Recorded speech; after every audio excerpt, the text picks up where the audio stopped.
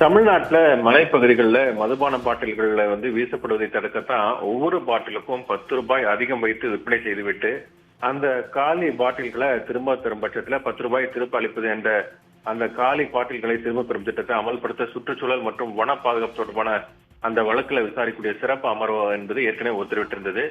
இது சம்பந்தமான வழக்குகள் தான் நீதிபதிகள் என் சதீஷ்குமார், டி பரத சக்கரவர்த்தி அடங்கி அந்த சிறப்பு அமர்வுல இன்று மீண்டும் விசாரணைக்கு வந்தது.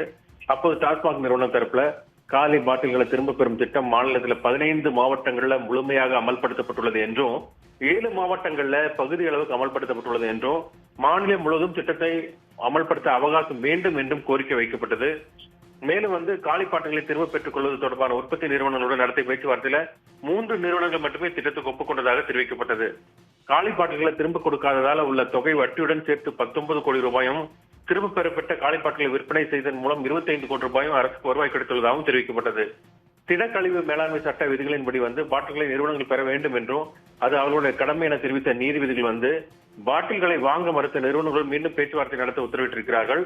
மேலும் காலி பாட்டில்களை திரும்ப பெறும் திட்டத்தை அமல்படுத்த வழங்கிய அவகாசம் ஏற்கனவே முடிவடைந்து விட்ட நிலையில நவம்பர் 30ஆம் தேதிக்குள்ள தமிழகம் முழுவதும் முழுமையாக அமல்படுத்த வேண்டும் என்று உத்தரவிட்டிருக்கிறார்கள்.